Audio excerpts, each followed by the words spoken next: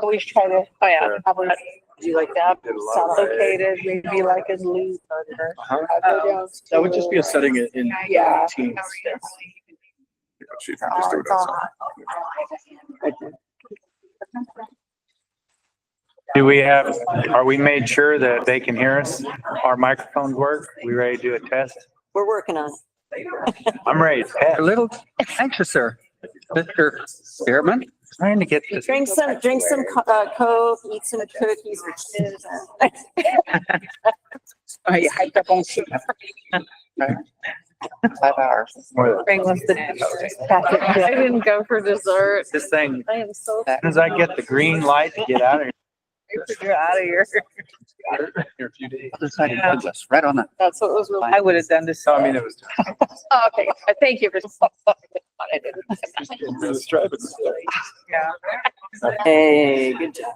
I had just said. There, guys. Wine. Yeah. I did So. there to just say a few words. Hi, how are you, buddy? Good. Wouldn't have any. How are you, Mr. Johnson? Good, good. I would have to see.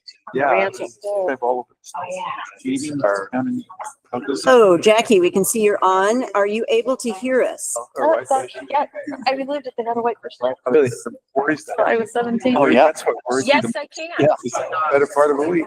I heard something. I learned. Looks like it's coming in. I can hear you. Sure. Grandparents. Okay, thank you. Come here. Okay. And then, Summer. no, turn that off. Okay, I think, Mr. Chairman, that we are good to go. Okay.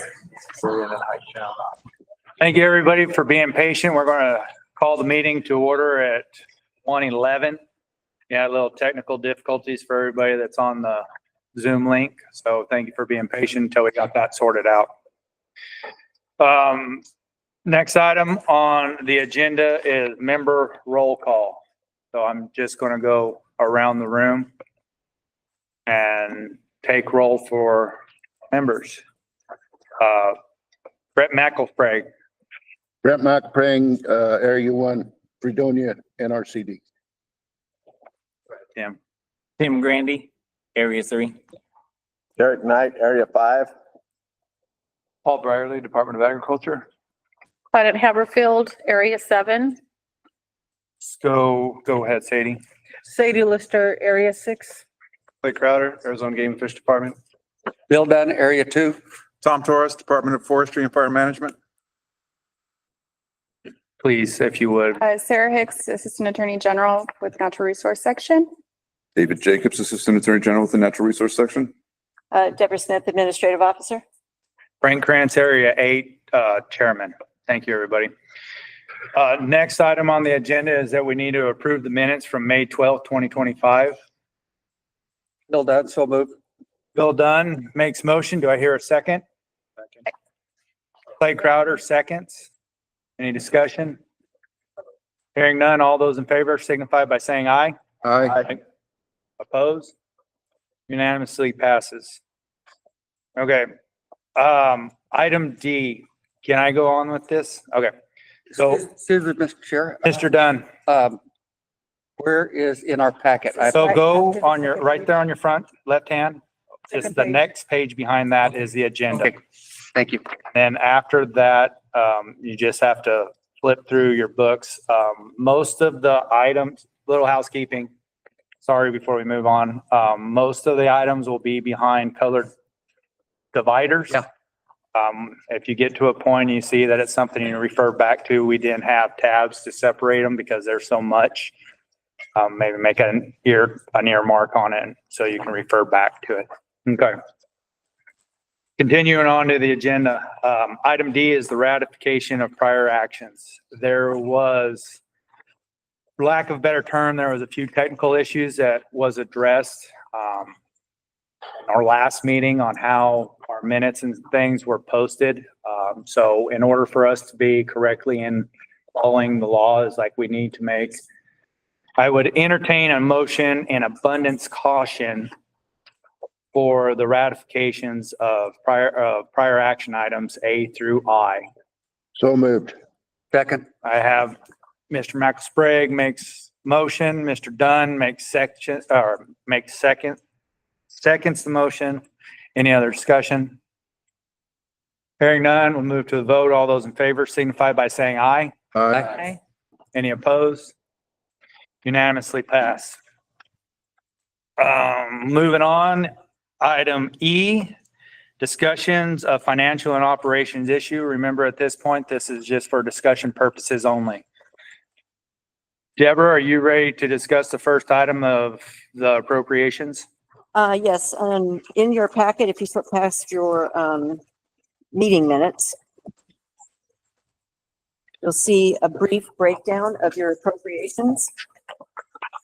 And so what we're going to try and do is put it up. Okay. And, the appropriation for this year to your board is $1 million. There was $650,000 as a line item for conservation districts. There was $250,000 line item for watershed project that was earmarked for county.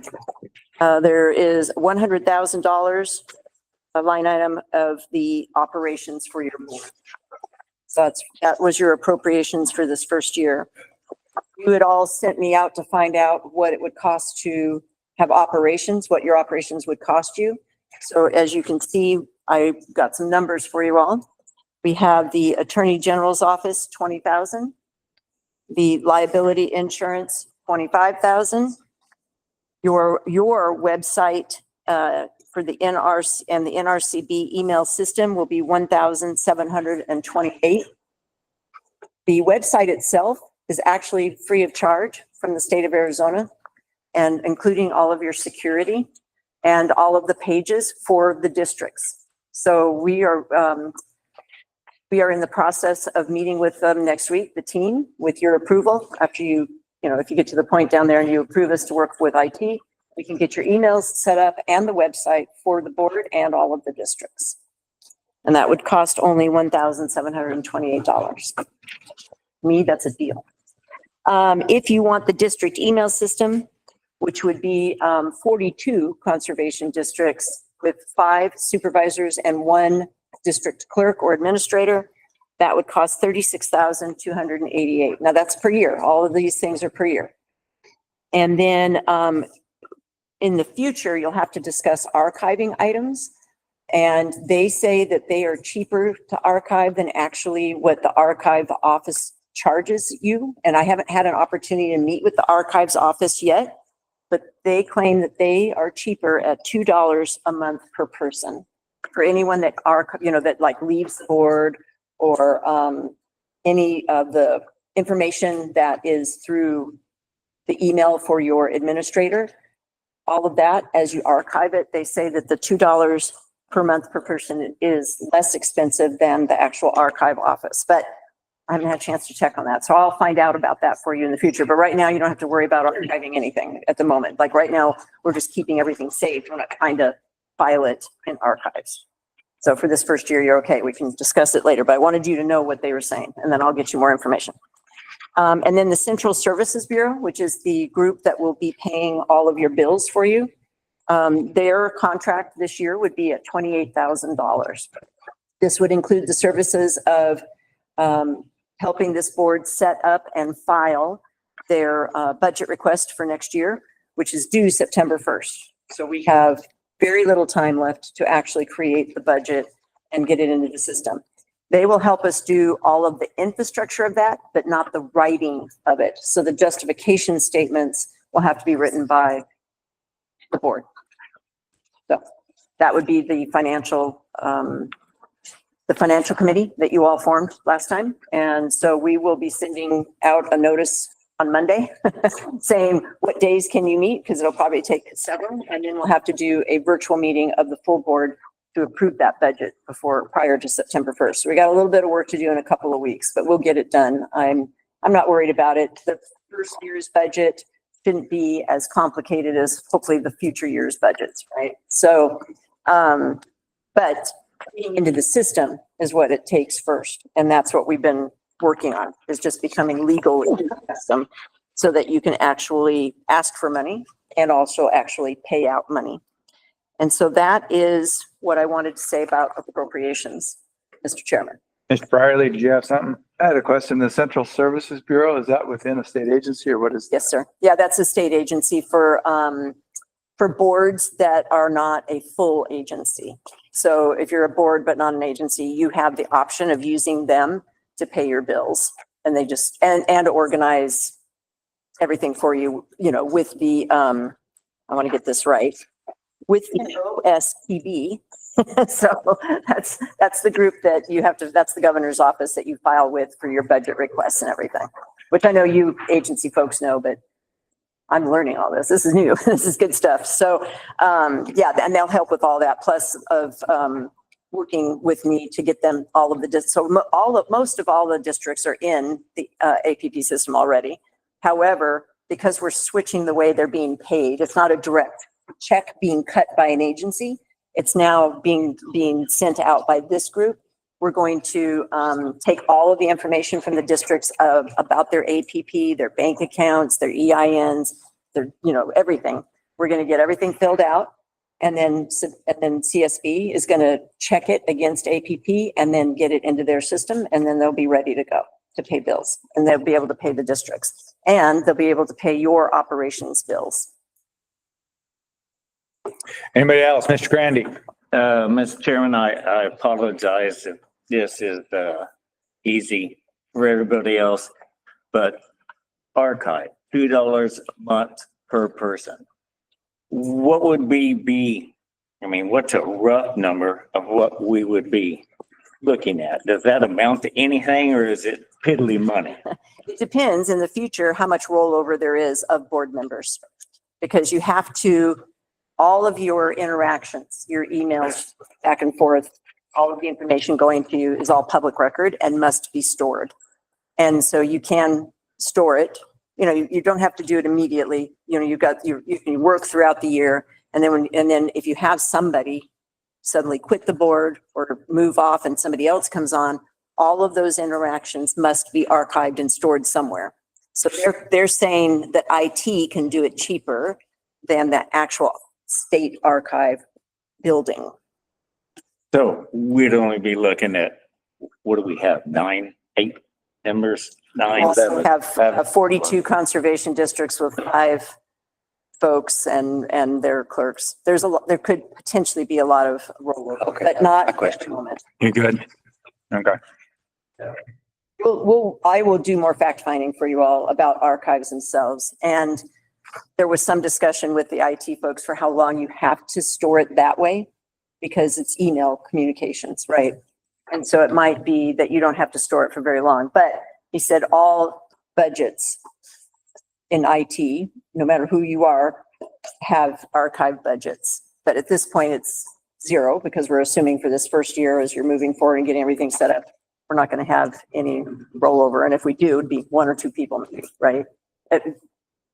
Considering if you all move to pay to have the conservation districts have their email system set up finally too. So, because I know it's something that the conservation districts have wanted for a long time, is the proper email system. Anybody else? Thank you. Okay. Hearing nothing else, we'll move on. The Environmental Special Plate Fund. Deb, that's back to you. Yes, sir. Thank you, Mr. Chair. So your appropriations were done you have your appropriations, then you have the actual funds that those appropriations come from. And there were 2 funds. One was the general fund and one was the Environmental Special Plate Fund. You had $739,400 coming from the general fund, $260,600 coming from the Environmental Special Plate Fund. I'm hoping that number is right. I'm looking back there to make sure. Thank you. Somebody was doing a check on me to make sure I had that right. So the Special Plate Fund, I was in a meeting recently with the different financial groups. There's 5 of them I've met with, and I have set up the funds correctly in the system for you. I know that's the next page of that discussion, but we have set it up. So it's kind of going to end up being a discussion of both, Mr. Chair. Is that all right? Yeah. Is that Try to stay just towards the special, the Says it's You okay. could- Okay. We can discuss both. Thank you, sir. So there's the funds where you have to get those monies transferred into, but they have to be established for your board, right? Because right now the money's sitting elsewhere. And it's sitting at the land department. And so the three funds, I was told to establish the three funds. And one is your general fund. Your fund code is NRA, and then 1,000, NRA 11,000, NRA 102274. And that's the special plate fund. And so that will come in, and the issue at the moment, there seems to be some disagreement because the folks that helped me establish the fund says, okay, it's ready, go ahead and move money into it as per the appropriation. Then there's another group of folks that have said, well, there is no specific instructions in the appropriation on how to move the money from the land department to the funds that are set up for you. And then there's another group that says, well, there's no problem with it. So there's different folks having different discussions about it right now, but I have no concerns. I know that they will get straightened out and the money will get moved over. It'll just take maybe a little bit of time. Right now, your general funds, though, the 739,400, I was told by every group that I spoke to at every level that those monies are fine to spend, like they've been moved over, because they also had me do the paperwork to initiate the appropriation to be placed into the fund. And so the general fund one didn't appear to be an issue. It's just the special plate fund because it's coming directly from the land department budget. And so, and the other issue is that even though it was appropriated at the 260,600, which has been, I guess, the amount that's been in that budget at the land department for the last, I don't know, over a decade, we went and did some research. It was many, many years. And the problem is the fund itself at this moment has over 283,000 in it. So the appropriation doesn't even match the fund that they're trying to like pick up and move. So it's getting worked on. Anyway, so that is what's happening with all of that. But I am not concerned at this time that it won't happen within this fiscal year. I've been reassured by several folks that it's not an issue. And there has been individuals that I've spoken to that have already contacted OSPB and others that have contacted the governor's office. And so we're just going to keep moving forward. So by the next meeting, I hope to have more answers for you. Any question, Mr. Dodd? Yes, Deborah, when can we be able to expect to get the district's funds to them? Because they're late now for this year. It's my understanding, unless something else comes up, because it's one thing after another, is that you can later on make an award to the districts right now. Not everything that you might want to give them, but that you can make an award. Because the general funds money, 250,000 of it was specified as a line item for your watershed project, and that went into a particular code. For the what project? The watershed project. Oh, okay. 250,000, and that came out of the general fund, right? So Right. that's there. And the 100,000 for your services went into a particular line item, right? So if you subtract out the 260,600, you don't have enough to pay what you might want to pay the districts at this time. If you could, there are right now, as I put in my notes on the appropriations, if you notice, there are 31 active conservation districts at this time. And 2 of those are tribal conservation districts. So we have a total of 31.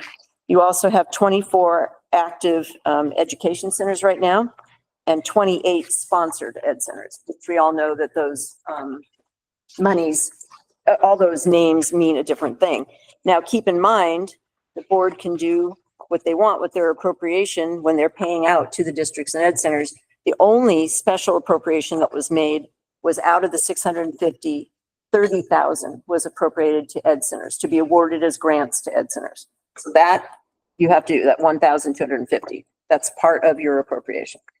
The rest of what you fund and how you fund to the districts or their ed centers will be up to this board. So right now, you just don't have access to all of that money.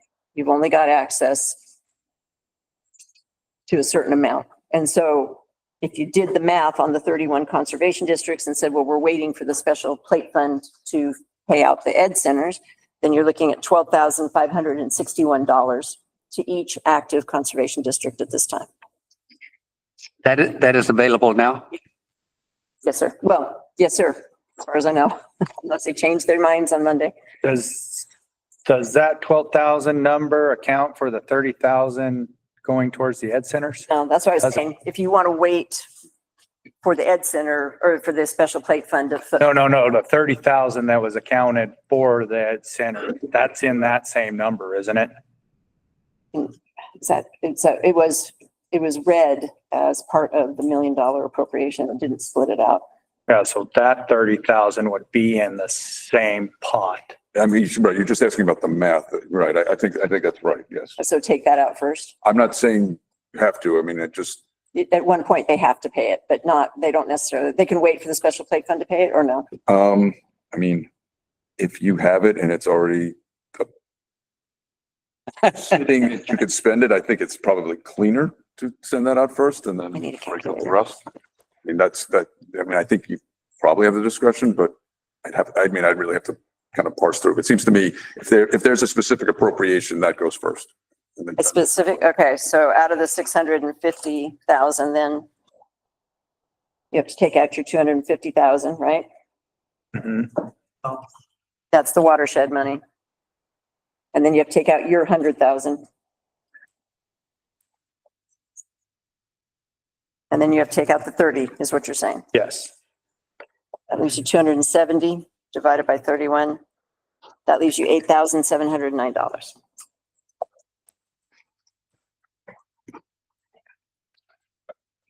One more question. Mr. Dunn? We have 2 tribal districts in that number. Yes, sir. Are they active? Yes, sir. Those are the active ones. Okay, That we have at this time.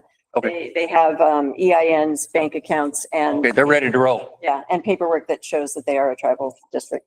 Very good. Thank you. Yes, sir. Mr. Knight? Deborah, thank you, Chair. Deborah, you said something a few minutes ago about we've only got a certain amount of money available right now. 739,400. Okay, I was mistaken. I thought it was only you were talking about 250,000 That you have to take out of that. Okay. Plus the 100 you have to take out of it. Okay. Plus the 30. Thank you. That clears that up.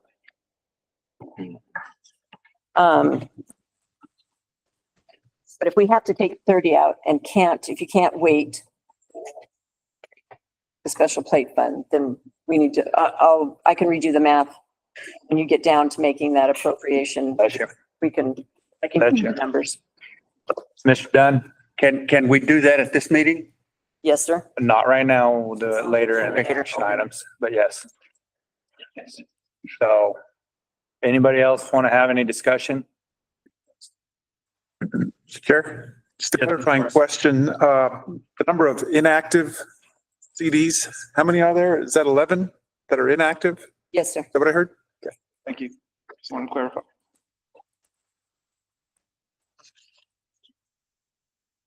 Okay, So, Mr. Chair, can I correct the math? yes. Sorry, we've been doing math over here. More arithmetic you do, the The worse it gets. worse it gets. Yeah. Figured. I had been under the impression we could wait on the 30,000, but if we can't, then that's, yes. Okay, that makes sense. So if you have 739,400 from the general fund, subtract out your 250,000 for the watershed project, because that is a special line item that you have under a different funding code. Right. You take out the 100,000 for your operations, because once again, different line item code. And then that leaves you with 389,400. Subtract out your 30,000 of the appropriation, which would make 1,250 for Ed Center. Then you divide that by 31. That gives you 11,593. That's better.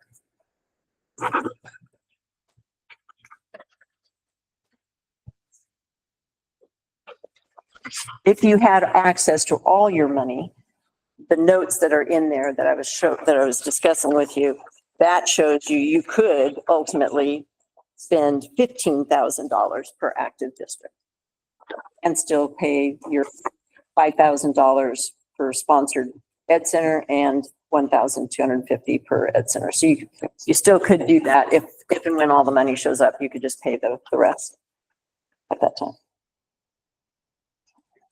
Any other discussion? Well, Mr. Grandy? if isn't really an if, is it? Not, I do not believe so. Isn't it more when? I'm just saying in a public meeting, I can't say when, but I can say if it comes. In my belief, I don't believe there's going to be a problem. I believe it'll show up within the fiscal year. Thank you. Thank you. Thank you. Thank you. Any other discussion on this item? Okay, thank you. Move on to the next item is the conflict of interest. At this point, we'll refer to the AG's office. So I'm going to cover for you really quickly, not as long as last time, a brief overview of what the conflict of interest laws say and what they require of the board members. The PowerPoint presentation is included in the packet. It includes primarily just the statutes that govern conflict of interest law, which is ARS 38501 through 511. But I did create 4 initial slides that I'm going to cover briefly, just to give you an overview of what the board would be expected to do. And then at the very back of that PowerPoint presentation is the actual form that you would fill out if you do in fact have a conflict. So the conflict of interest laws apply to public officers and employees, so they would apply to you as board members. And essentially what it's asking is whether a conflict of interest exists for a person, what it covers is whether a person has a substantial interest in the material that the board is addressing. And if a person has a substantial interest, then they might have a conflict that would require them to recuse themselves from the decision-making process that the board is undertaking.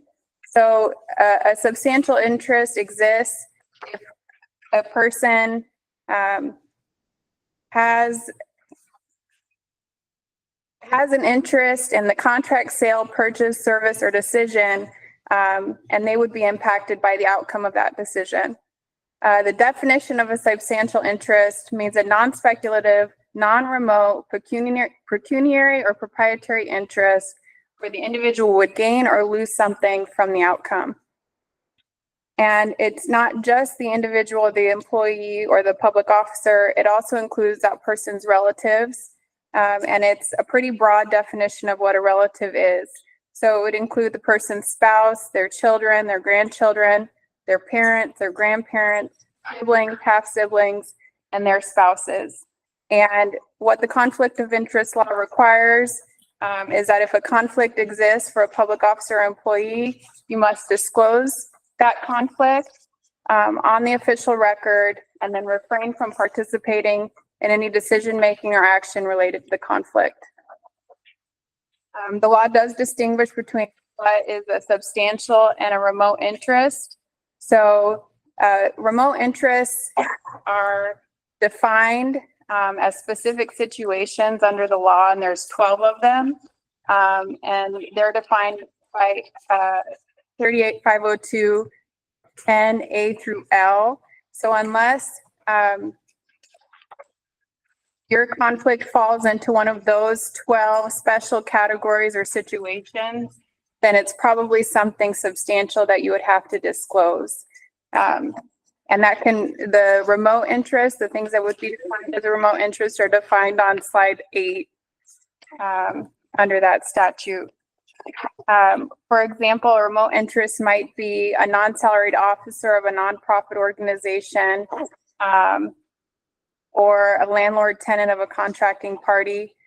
Their interest in an outcome is considered to be remote. Even though they might be remotely attached to it, it's not considered substantial, and they wouldn't have to recuse themselves from the decision-making process. So there's a test that you can apply to determine whether or not you may have a substantial interest. And essentially, the question is, does the outcome or decision affect an interest of the officer or employee or that officer or employee's relatives. Is the interest pecuniary or proprietary? So does it affect financial or ownership interests that that person has? And the third question is it something that is considered a remote interest? So if the answer to all three of your questions is yes, so yes, the person has a substantial interest that affects them. It's pecuniary or proprietary and it's not considered remote, then it's something that you would be required to disclose. And you disclose it on the conflict of interest form that's filed with the agency. And then you recuse yourself from participating in any decision-making or discussion relating to that conflict. What are the consequences of failing to disclose? So there's a handful of consequences. There can be criminal penalties that range from a class 1 misdemeanor to a class 5 felony. And the severity of the penalty depends on whether something is done negligently or intentionally, knowingly. You can forfeit your position as an employee or public officer. It can result in cancellation of the contract. So a contract can be canceled within 3 years if anybody involved in that contract process has a conflict, or if a public agency is in violation of the conflict of interest law, then that contract is voidable at the option of the agency. And then finally, the final consequence could be that a private entity or person sues to essentially negate the contract and find it to be null and void. And the court could award costs and attorney's fees at the end of that lawsuit. So if you ever have a question or you think you might have a conflict on something, don't be afraid to ask. David and I are here to support you if you have any questions on that. And there is a form that you fill out to just disclose the conflict, and then it's filed and kept within the agency. Do you have any questions right now on what a conflict of interest would be? Mr. Grandi? Yeah, could you, for my benefit, probably no others, could you define your definition in what's pecuniary? Yeah, so I had to look it up. It basically is measured in money. So some kind of financial interest is impacted by the outcome of a decision, versus proprietary, where you essentially have ownership of something. So if it affects your money or affects your ownership interest, then it could be a substantial interest that you might have a conflict might exist. Thank you. Thank you, Mr. Chairman. Thank you. Anybody else? Mr. Dunn? Does this, this just affects the board? It doesn't, for instance, affect our executive, or does it? This definition? You mean Deb? Mm-hmm.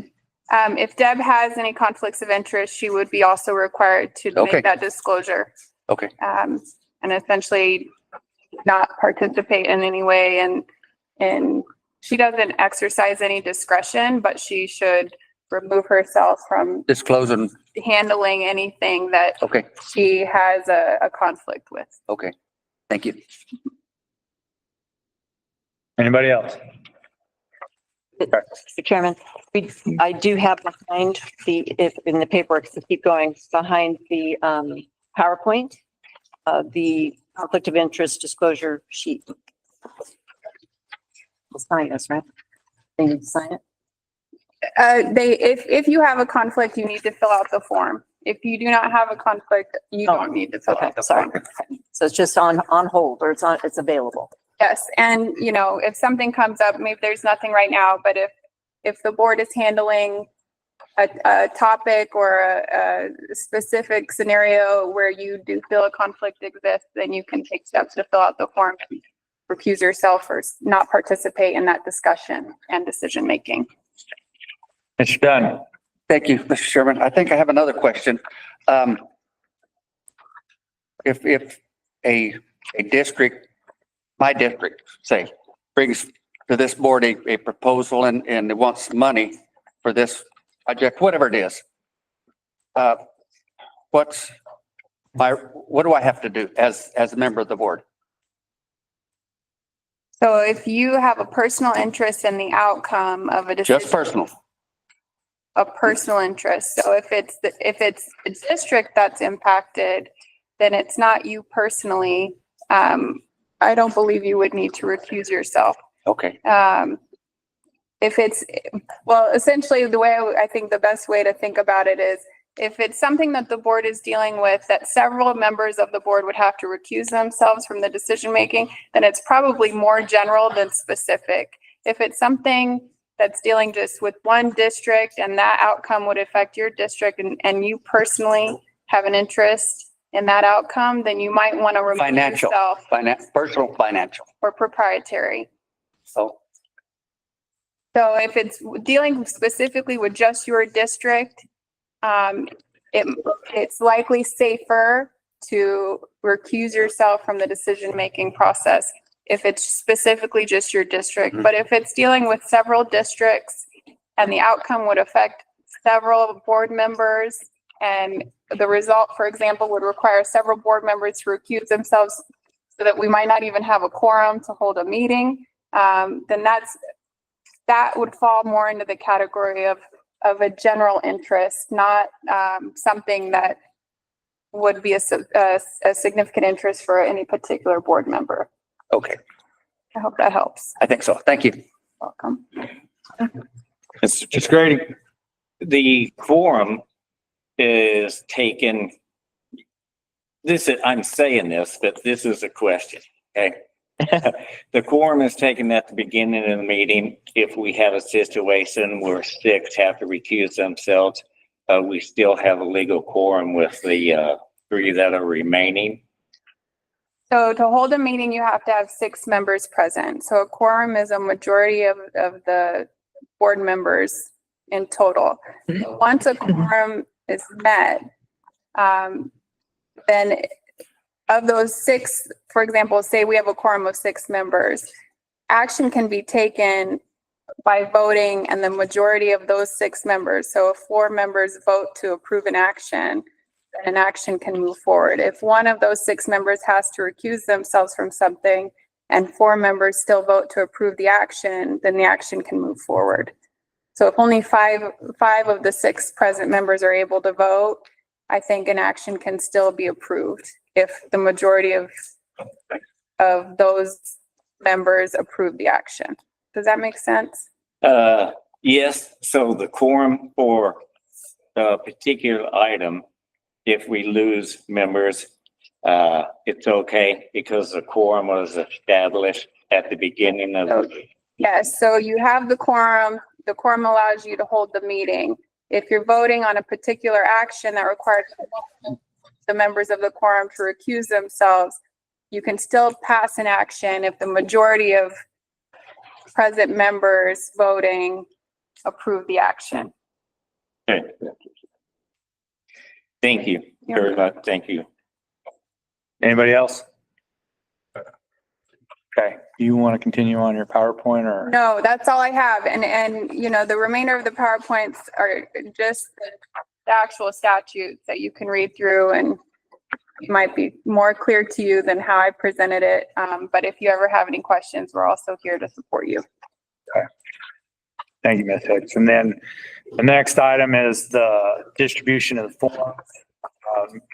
The AG's office and Deborah has given us the form. It's in your packet behind that PowerPoint. So you can look at that point. Okay, so the next item on the agenda is the public record requests. Should be behind the next colored tab in your booklet. Didn't take long. Deborah, at that point, I believe you were to take lead on that. You're on it. Yes, thank you, Mr. Chairman. I have in your packet the public records request as well as my reply. Basically, the gentleman was asking for a copy of any agreement between this board and the AECD and, you know, the services that we're offering. So if you'll see on my reply, I basically was explaining because he was also asking why you had not used your appropriation to hire a state employee. And so I simply explained that while HB 2865 directs the NRCB to initiate the recruitment of staff and undertake related administrative responsibilities, the $100,000 lump sum appropriation provided in SB 1735 did not authorize any full-time equivalent FTE positions. That's why you're not hiring a state employee. You didn't receive one. It may have been the intent of the legislation, but the appropriation did not fulfill that intent. As such, the board does not have the authority to hire employees during the current fiscal year. And also, I went on to explain that, that the appropriation hadn't even happened when we met the first time. And then also I explained that you would be addressing and reviewing a possible agreement or contract with AECD CEO to your administrative officer at this meeting. So if one is done at this meeting, then I will promptly send it to him. But I did give him a reply at this point. Is that correct? I would send it to him then. Yes. Thank you, Mr. Chair. Thank you. Any discussion on this item? Okay, seeing none. Communication protocols and emails. Back to you, Ms. Smith. Mr. Chair. So on the communication part, we discussed it at the last meeting, but we never really did decide. Do you all want these books or do you all want to bring your laptops and we do everything electronically? Like, do you like the paper or do you want to have a laptop brought? Or possibly even, we're hoping we're going to, can I talk about it? So one of the suggested things is perhaps provide the board with a small iPad just a basic one, desktop type thing, small thing that would keep all of this information on that one for you as an individual. And then it keeps everything secure for public records requests and for archiving later. And then that would be, you don't have to bring anything to the meeting. That would just be here waiting for you. The other thing that ties into that is the email system, because if you approve to pay IT services for an email system for you all, you each individually would have an email. It would be nrcb.az.gov. And then all of your emails would be going to that instead of your current personal ones. And so then all of your board transactions and information back and forth, everything will be on that. And it was also brought up in that discussion that the 3 agency gentlemen on the board should probably also have an email that was attached to this board instead of your agency, simply because of public records requests, to keep it clean so that there isn't a crossover of public records requests between your agency and this board. Any discussion? Mr. Dunn. Probably because I'm the oldest guy here. I like paper. Just saying. I can keep doing the books if you'd like, but I would have one request, is that everyone just leave their book when they go. It's easier for me to just add to it until it gets full, and then I'll have to file it somewhere. Right now, you don't have enough money for an office, but in the future, if we do paper, we're going to have to put those books somewhere as you grow out of each book and go to the next. But we can certainly do that for the moment. Mr. Chair, Ms. Knight. if we chose to try to move to tablets for each of us, where does the money to buy those tablets come from? So at the moment, you don't have any real funds to address that. I did ask for advice of the AG's office if it was something that could be provided to you, or even to you at a reduced rate. I don't know, but they're going to check on that and we can talk about it at the next meeting. So for now, we can't keep what's going, but or you can bring laptops until we figure it out. But either way, establishing an agreement with the IT services and getting your own emails is like the number one thing we really need to do. We've got to get you off your personal emails. So my thought would be for discussion is that we try to move towards a tablet, an IT system for record keeping. The volume of printing that this board will be incurring down the road would going to start adding up. And then the archive world is becoming a big thing for a new board. The separation of personal and this business, I think, is kind of paramount at this point. So I would suggest that we kind of lean towards the tablet. That is not saying that for certain people, we can make an exception, make sure they have paper product available for them. But at that point, if we have tablets for everybody, but build a packet for a person, would that be required for archiving as well, or just the base material? You have to archive the material. So if the same thing is in paper as is downloaded the one time. Just one time, so we could stay with the IT tech, that version for archive and government records, and then we could supply a paper for one person or two. Okay.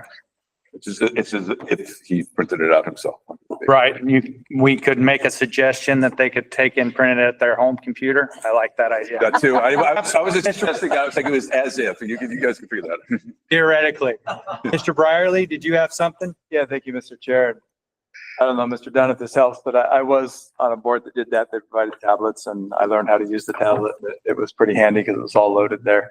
But whether we do the tablet or this, I have a little bit of a concern with sort of handing it in and only getting it the day of the board meeting, because it's helpful to have it, to have my notes that I've taken, that kind of thing. So I would have a concern with. No problem.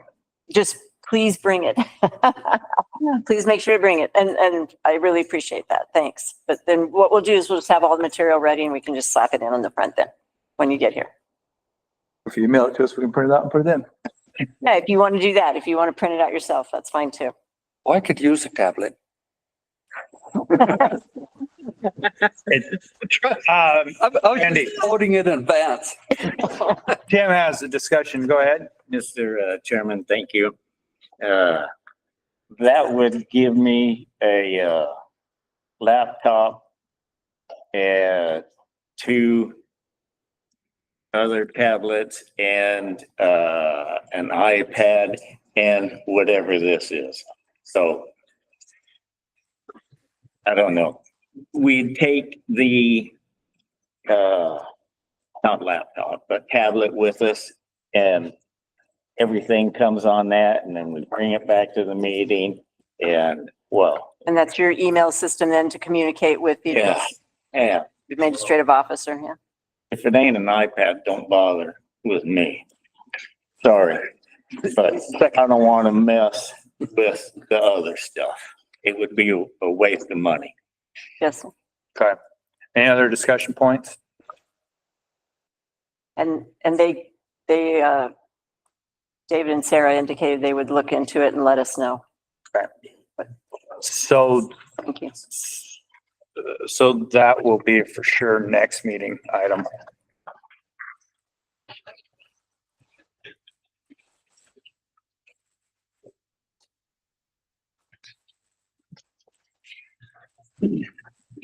Any other thing on that item?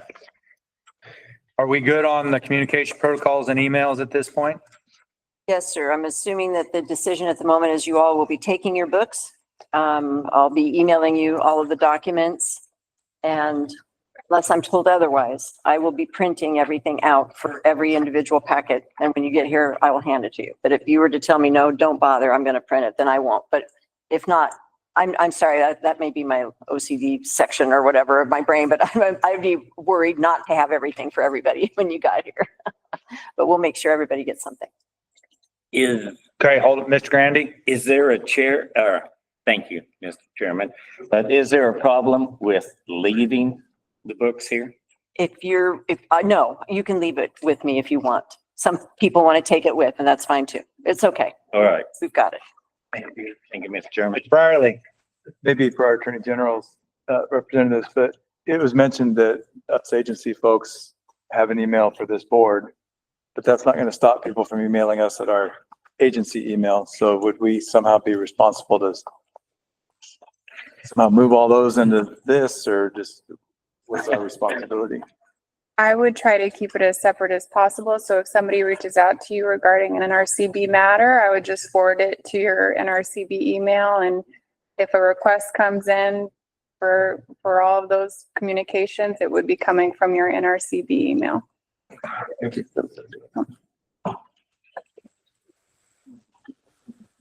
that getting muddy. Mr. Grandy? No, if it came from to another email and you forward it, that's legal. No one would go back and want to say, all right, well, let's look at everything since we're seeing where this is forwarded from. That would not happen.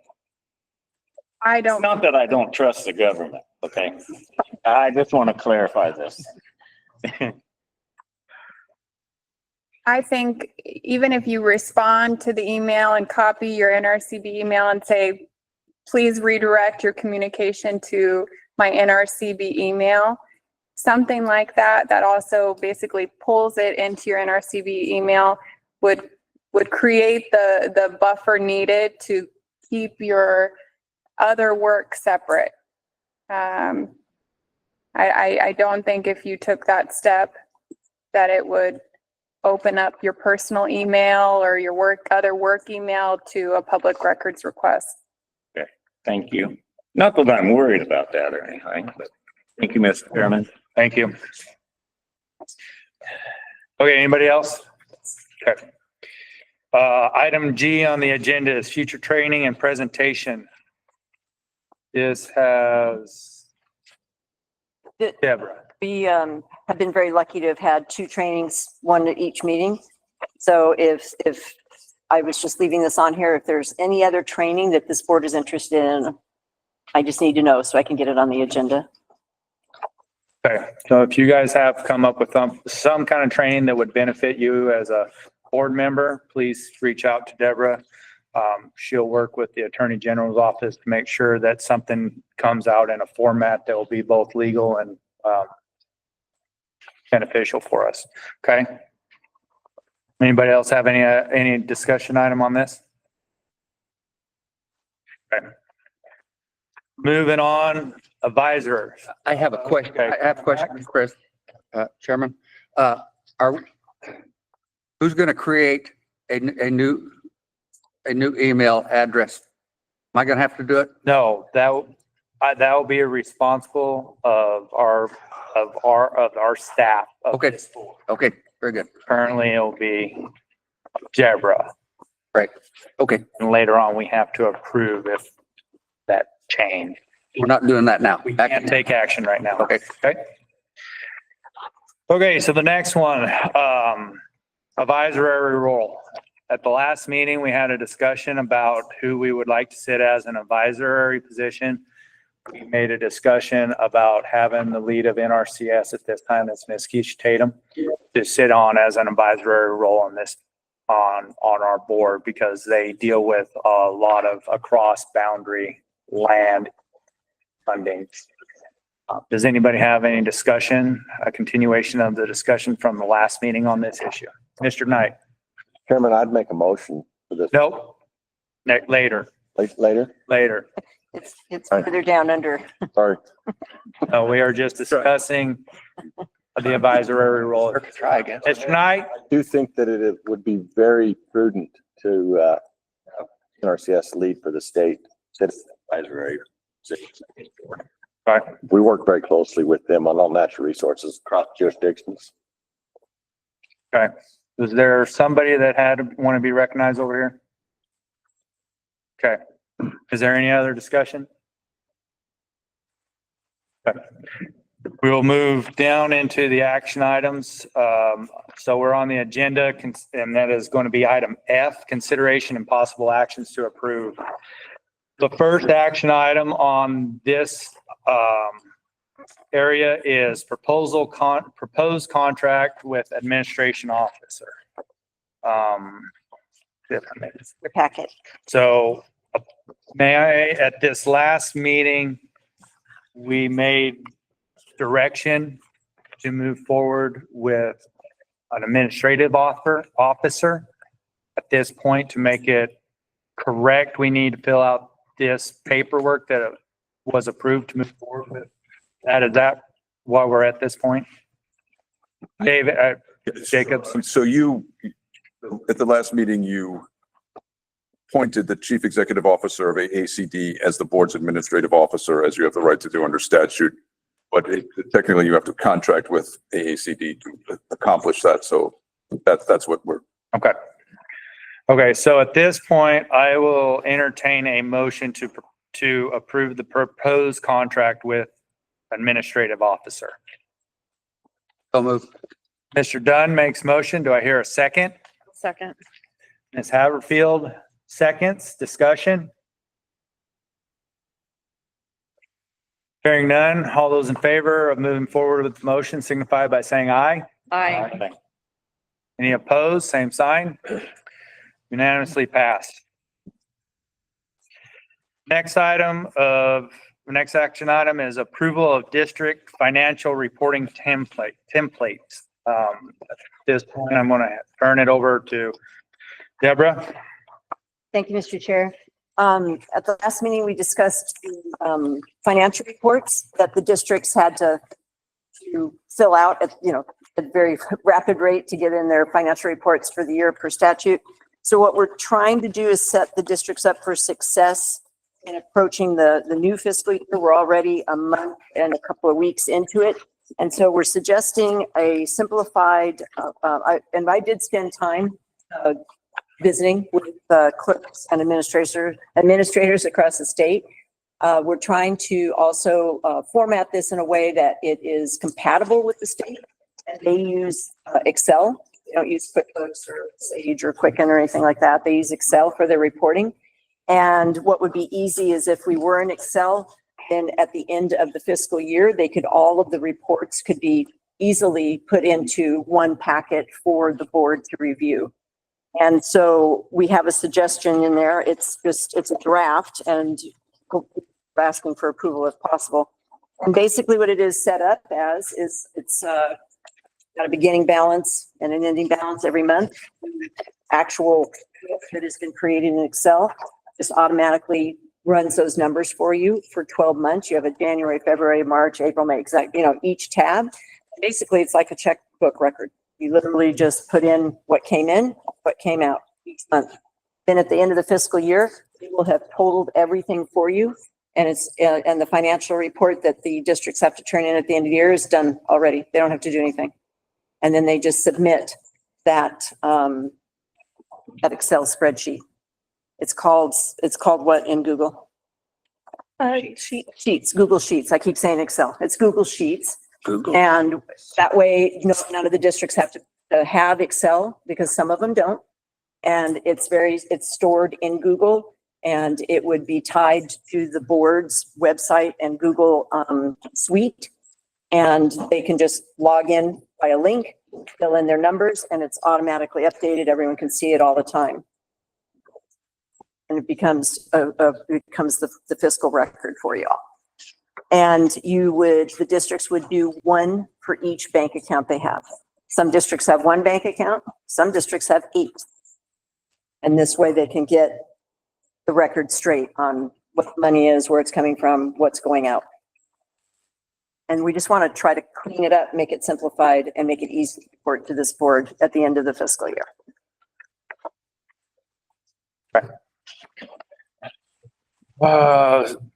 Make motion and second and then discussion on this. So we can go from there. So I will entertain a motion to approve So moved. the district financial reporting templates. I have a motion from Mr. Brett McElsprague. I have a second from Mr. Brierly, and now the table is open for discussion. Mr. Dunn. Okay, thank you, Mr. Chair. I guess my question is this going to give us the ability to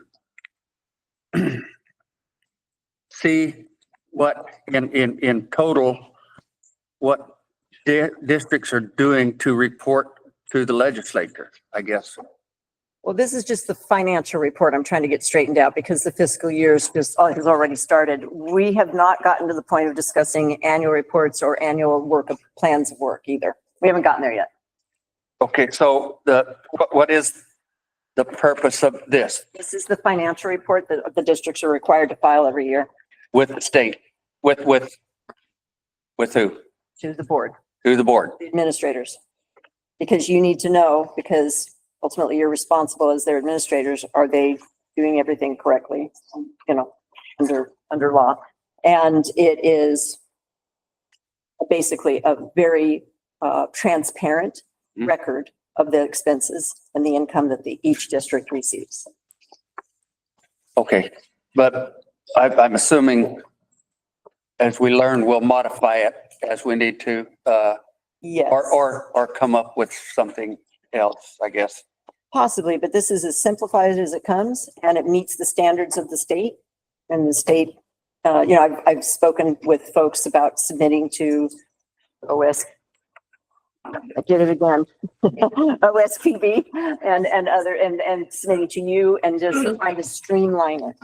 And so if the categories all fall under your statutory responsibilities and they literally just drop what you are spending your money in under those statutory responsibilities and it all totals for you, it's very clear. And Okay. that's your financial report every month or every quarter that your district meets. And it very clearly says a check was written to Bill Dunn and, oh, it's under supervisor reimbursement, which is one of your statutory authorities that you're allowed to spend money on.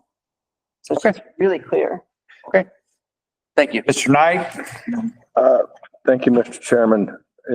Is this, is it going to be required of a conservation district to report every bank account that they have? Yes. Or just the state funding or anything? No, because by law, if you have, it doesn't matter how many bank accounts you have, it's all public funds. If you have authority over a bank account. Mr. Grandy first. Thank you, Mr. Chair. We will see their annual report. We'll see the monies received and what's outgoing. There will be no further information here. This is just the financial report. And the reason why this one's so important to do now is because the fiscal year's already started and some districts have already started, you know, money. And they need to start reporting now. We don't want to give them something to fill out 6 months from now, right? And so that's first. You still have a statutory requirement of an annual report and an annual plan of work. And we can work on those later because they aren't written until the end of the year. So we have time to work on those in committee and bring something forward.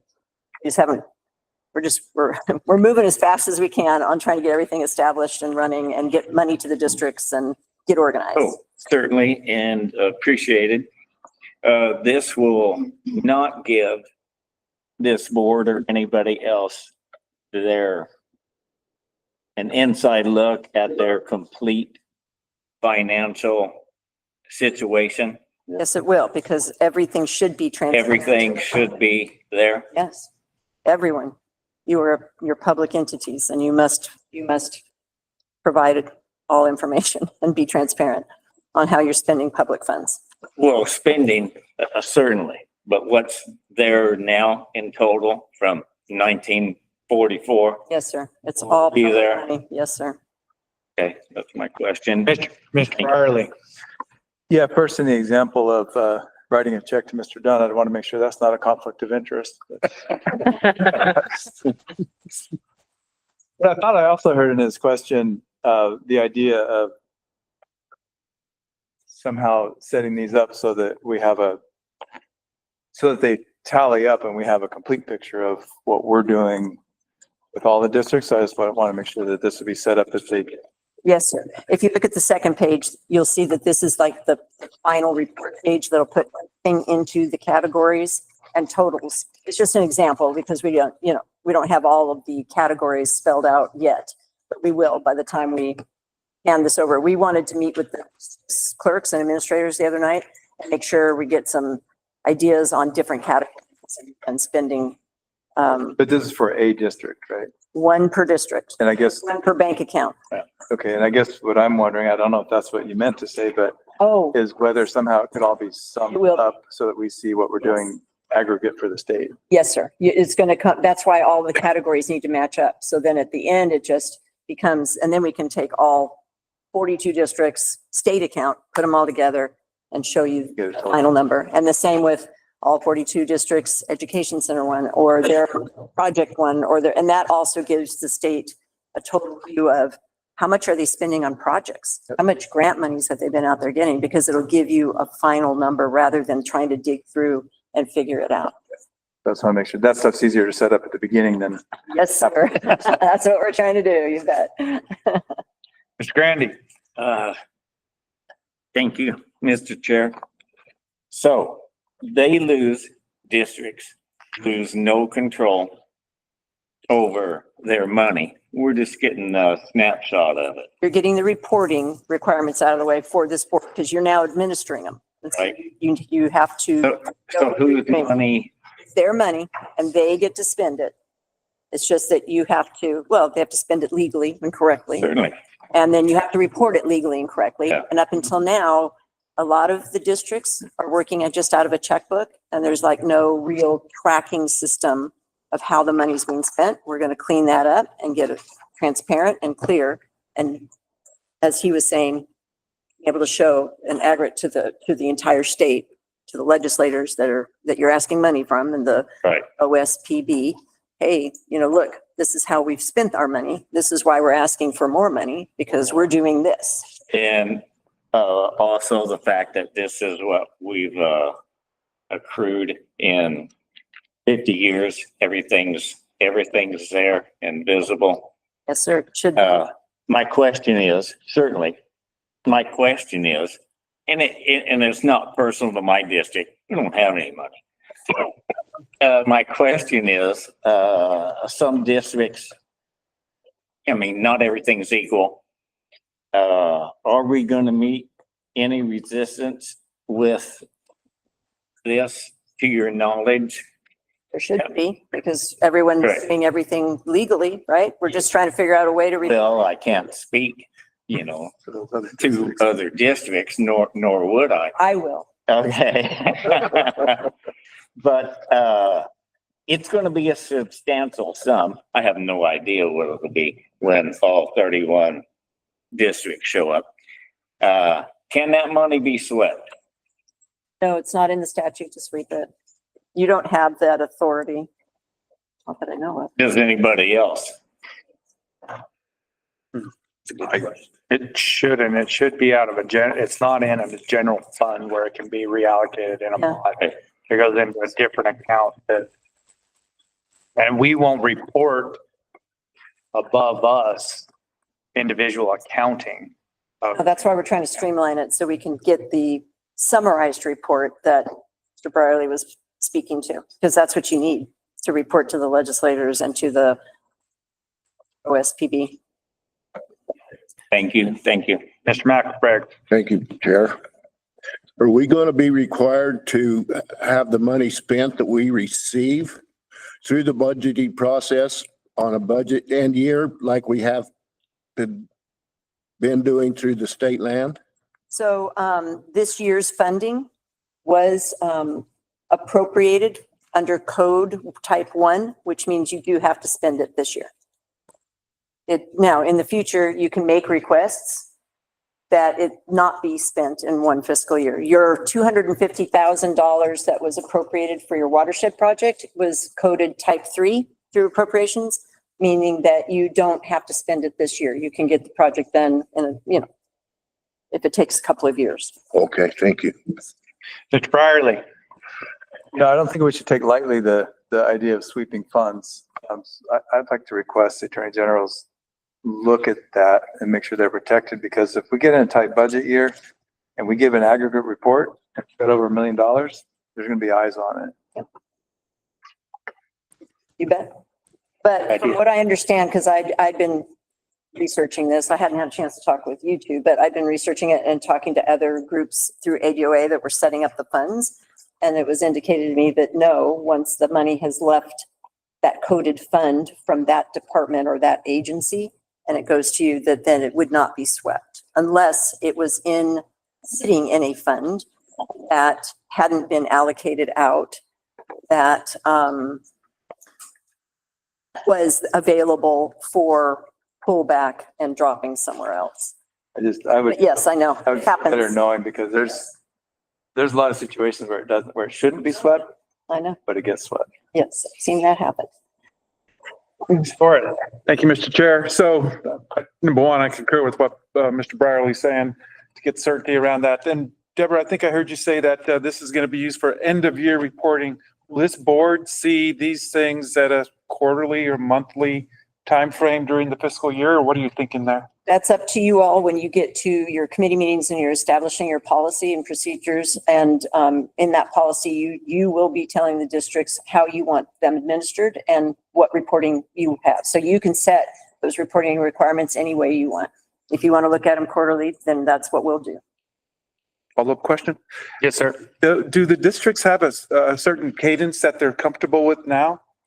Right now, the minimum requirement by statute is that they meet quarterly. Knight, They don't report quarterly.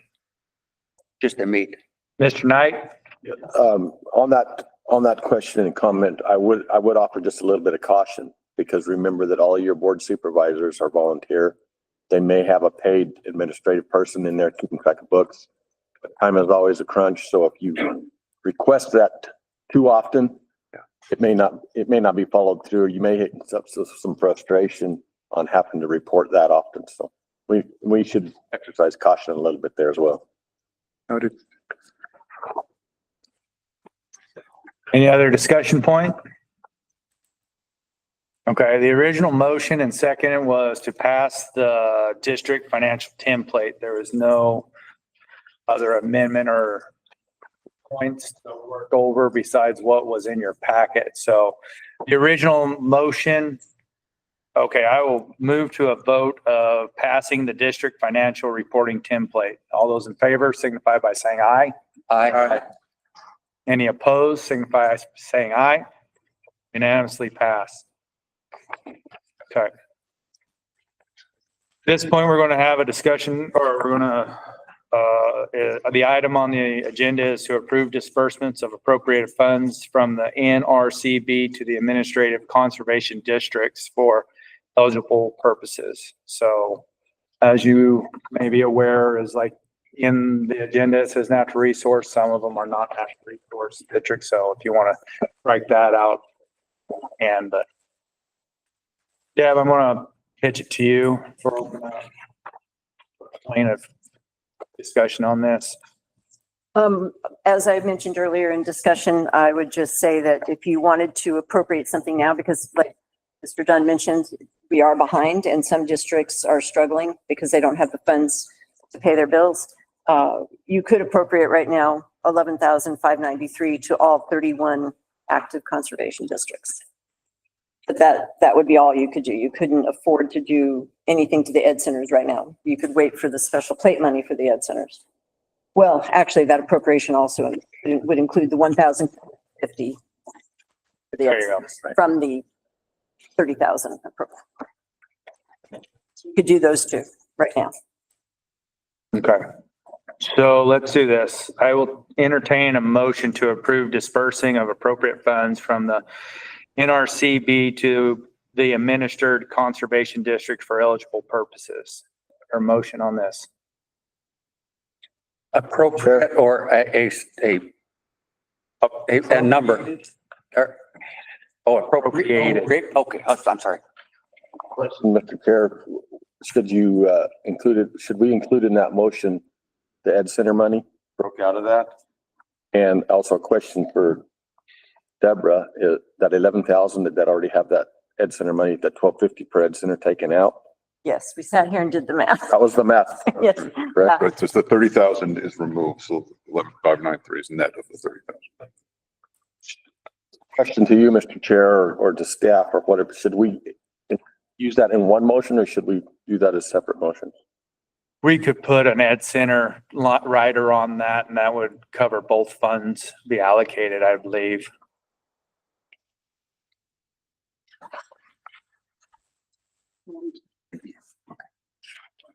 I mean, like, So if we want to make a motion and then a second, then we can have a more in-depth discussion about it. And another clarification question before I make the motion. Mr. Knight?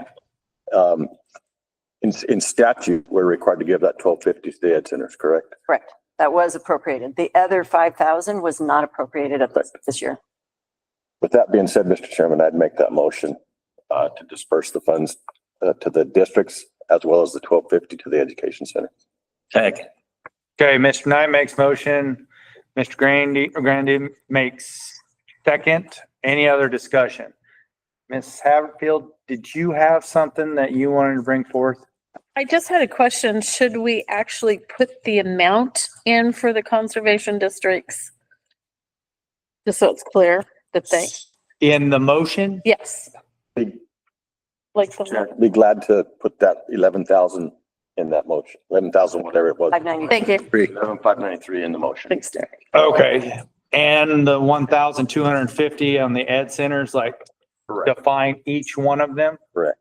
Okay, do you want to make, do we need to make an amendment to that motion to include the numeral amount of 11,000? I don't have the numbers in. 93. 593 for the conservation districts and the 1,250 for the ed centers. Okay, I think do you want to make that motion, Mr. Knight? That's the motion that I state. Okay, Mr. Knight wants to make the amendment to that motion. Do I hear a second? second thought. Okay. Ms. Haverfield, any discussion on the amendment? Hearing none, all those in favor signify by saying aye. Aye. Any opposed? Okay, the amendment passes. Any discussion on the amended motion? Mr. Torres? Chair, thank you. And I only asked this question because I'm on the finance committee and I'm trying to catch up with y'all. You guys are moving pretty fast for me, but I want to redeem my responsibilities adequately. But historically, when have the conservation districts been funded? Right at the beginning of the fiscal year? Yes, Is that how it's historically Yes. happened? yes, sir. Okay, thank you for the clarification. Anybody else have any other discussions on this? Ms. Brierly? Just to continue with that clarification, I also was a little bit behind on it. There's other money that will go out later? Is that what I understand? What's the situation with that? I firmly believe that the issue will be cleared up and you'll receive all of your appropriated funds for the year. But it's just not right now. So what's appropriated right now? Right now, 739,400 from the general fund is being moved into the funding accounts that I established for you all. It's the 260,600 from the environmental special plate fund that I was told they are working on figuring out how to move it from the land department to the other. Thank you. You good? Mr. Dunn, did you have something? Thank you. Is anybody else? Mr. Grandy? Will there be an explanation sent to the districts on what they'll be? I can do that if you so direct me. Well, I think, I could be wrong, but I think it's necessary because they're going to receive odd amounts of money. And The other thing, I think it would might all, confusion. A lot of emails. I also caution the board to remember that I'm still working with 3 different arms of the ADOA that are working through moving all these funds. And it could be that you do not receive all of them that we are voting on at this moment, but I won't know till it actually happens. So I just recommended making the motion so that if the funds move the way they're supposed to, then you will be able to spend the money as you're directing me to, right? As you're directing me to get it set up with CSB and everything. But if something happens, then I'll have to report back to the board. But I'm just going off of what I was told last Thursday. Okay, Mr. Dunn? Deborah, what might cause it not to happen? Do you know? I've also been told by other arms of agencies that none of the 650,000 of that appropriation is going to be moved over at this time because it's in, all of it is in the land department budget. Oh, But I've been told by another arm that, oh no, the general funds are not a problem. It's just the special plate funds that are the problem. And so all I can do is report what I'm being. I see. And so I thought the best contingency would be to go on the assumption of the last person I spoke to on Thursday, which was, yes, you can spend the 739,400 from the general fund. We'll work on the special plate fund. But it turns out that all of the budget from the state land department is in question. Well, then you won't be able to spend any money for the moment, except for your 100,000 on getting the doors, the lights on, get your doors open. Well, wasn't it appropriated to the Yes, district? sir, it was appropriated. Yes, sir. It was appropriated. For some unknown reason, there is a question about the way the appropriation was written. And they're saying that it did not provide instructions how to move the money from the land department into the new board's fund code. So just keep working on it, but I have faith that it will come out okay. But didn't want to slow things down because we're also going to have to get things going with GS or General Services. Now I'm losing it here. All the acronyms. That we have to get the service, the CSB agreement going, right? And we already have the fund code available. We already did the paperwork to move the appropriation into the fund code. Then it hit that wall of, well, wait a minute, we don't quite have the instructions on how to do it. So we're solving that. And then we have to set up all of the accounts under CSB because it's a different form of paying the districts. Okay. Now you're all in APP, or most of you are. And they said, that's great. We're just going to get all the information. We're going to check back against APP, make sure it's right. And then they'll move it from land to the new NRA board. NRA is your code, Natural Resource Arizona. So it's NRA. Okay, thank you. Mr. Grandy? Yes, thank you, Mr. Chair.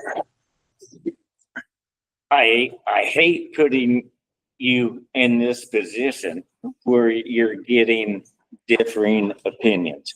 Are these opinions in an email?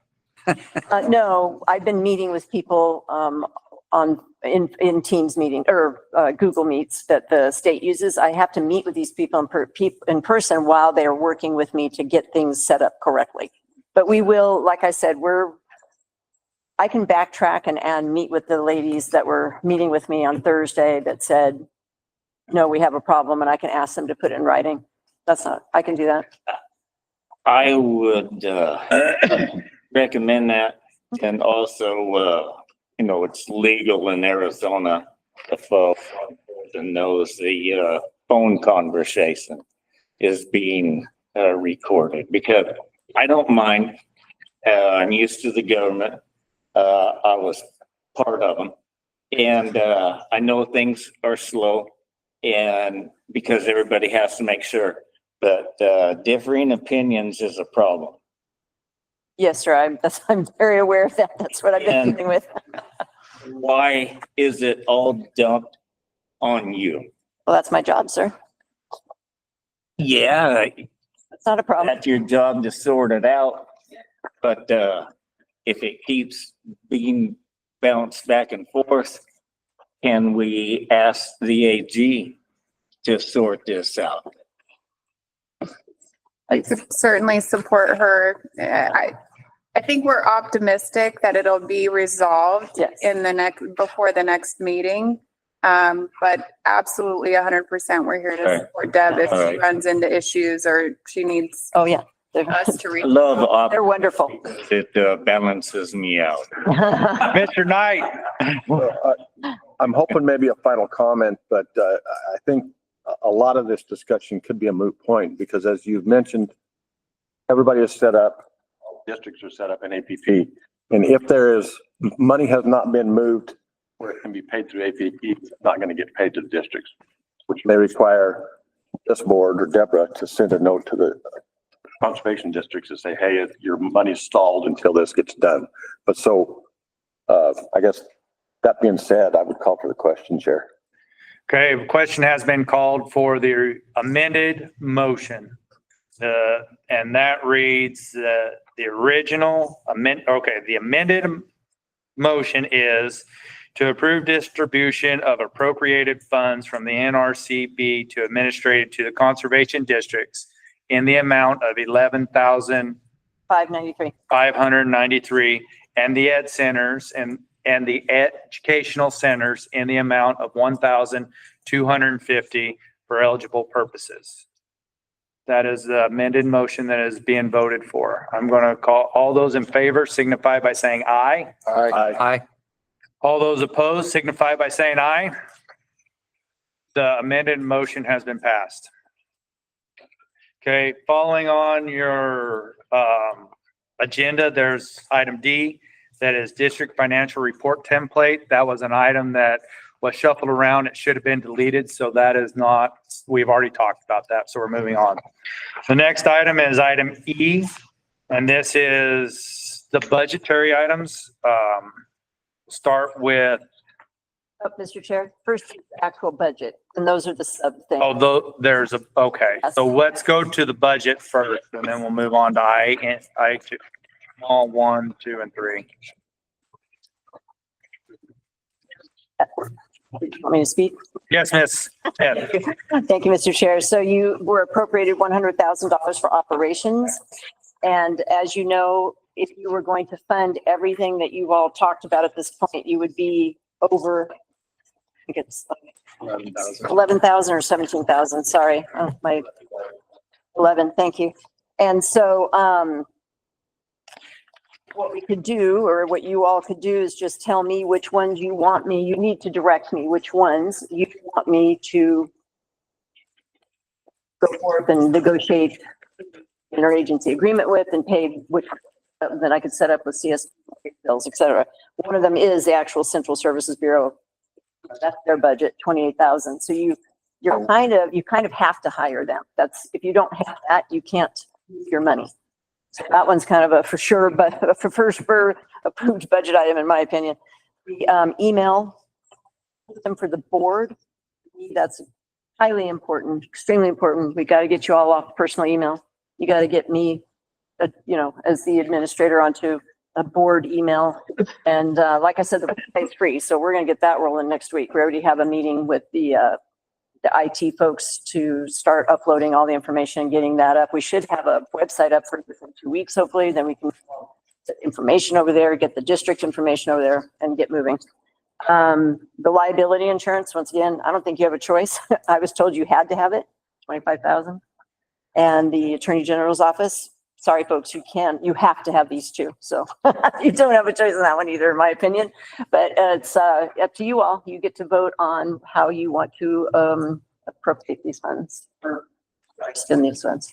Mr. Crowder. Mr. Chair, Ms. Smith, I'm not checking the math. I was reading ahead a bit, and I was reviewing the ISA with the AG's office, and it looks like the expense is actually 24,000, not 20,000. Oh, I thought it was 20. My apologies. Thank you. Someone double check what I was reading. No, you're right. When I first read the email, I thought it was 20. 24. Thank you. Or 15,000 over. 15,000. Thank you. Always check my math. I am not a math person. Now, when the actual interagency agreement comes through with Central Services and liability, you never know. That could have been adjusted as well, because liability did warn me that those numbers can adjust based on how much money is appropriated.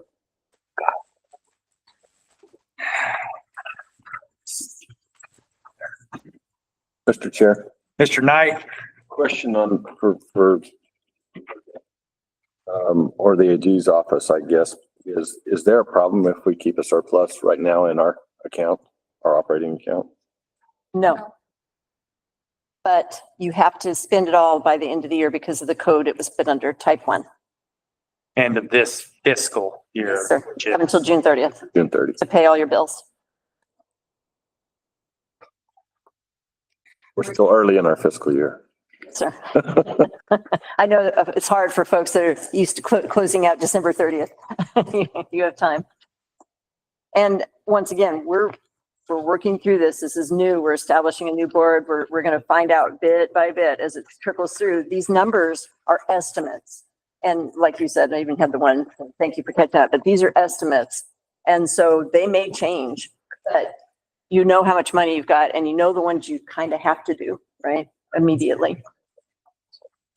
But you could, through these interagencies, so number 1, 2, and 3, the 3 interagency agreements, we have the one here, which is for the AG's office. The other 2, we don't have yet. They're working on putting them together for you, but I believe there's a way for them to move this forward without having another meeting. Correct, yes. That'll be an action item Yes, sir. soon. So that's all I have to report on that, just to let you know that things can change. Mr. Knight? Would it be appropriate at this time then to make a motion on this? Yes. So I move that we pay everything with the exception of the 36,288 for the district email system until we see where we're going to set out towards the end of our fiscal year. Okay, do I hear a second? Second. Mr. Grandy, any discussion? Okay, hearing none. All those in favor of signify by saying aye. Okay. All opposed, signify by say aye. Unanimously pass. Okay. So the next item underneath that Deborah had discussed was interagency service agreement representation with the Attorney General's office. So I'll entertain a motion to approve the agreement for interagency service agreement with the Attorney General office. So moved. Second. Mr. Grandy makes motion, Mr. McElsprague seconds. Any discussion? This is, Mr. Dunn? excuse me, thank you. This is already written up, the one, just the way we're working with them right now. Yes, there's a The template. temporary one, yeah. Yeah, this Okay. be a template from this board with the AG's office. Yep. It's in your packet. Yes. Okay. Any other discussion? Hearing none, all those in favor signify by saying aye. Aye. Any opposed, say nay. Unanimously passed. Next item of business is the interagency service agreement. Can we combine these next 2 items at the same together? Okay, so item little a or little 2 and little 3, the interagency service agreement of 1 acquiring IT services and 3 acquiring CSB services. I'm going to let you talk about that because you've been in direct contact, Ms. Smith. They're working on providing you the same document that the AG's office has provided you with the funds amount in it that we've just discussed.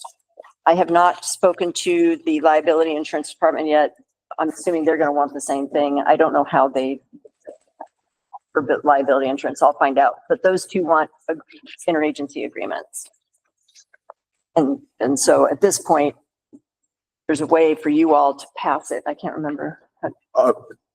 Would you like me to? Yeah, Mr. Jacobs. Thank you, Mr. Chairman. So the suggestion would be that you can approve, what you will receive, as we understand, is basically the basic form IGA, and that you can approve execution of that subject to the AG's, Attorney General's office review to make sure it meets your standards and your requirements.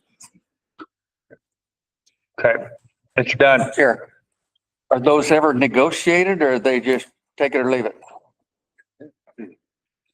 So they're basically take it or leave it. There's not much to vote on then, is there? Mr. Crowder? Mr. Dunn, are you done? Thank you. Mr. Crowder? Thank you, Mr. Chair. My one question, I'm a bit slow perhaps, but IT services, is that specific to? You're purchasing your email. Okay, well, to the point of Mr. Knight, I think we decided to table moving forward until we have an idea on the budget. So am I confusing anything related to? There's 2 different ones. Okay, The one that he is The only one he wiped out of the budget there for now is the one for the districts. The other one is going to be for you all because you have to have that. Thank you for clarification. Okay. So I would like to take an individual motion on each of the agreements. So I will entertain a motion for the first one to acquire IT services, have it reviewed by the AG's office, and then approved accordingly for the board. So moved. Mr. Max Sprague makes that motion. Do I hear a second? Second. Mr. Grandy seconds. Any discussion? Discussion. Mr. Dunn? What does that consist of? So just so we know exactly.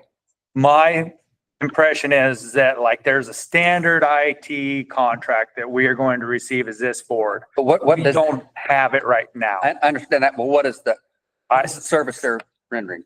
They are going to set up the board's email address and they're going to handle our website. Parts, yes, it's part of the interagency agreement, but that part they're not charging you for. But Right. yes, a website and an email system for you all. And then it ties in the Google Suite as well, so that you can hold your meetings through the Google Meet and everything. And what does that cost?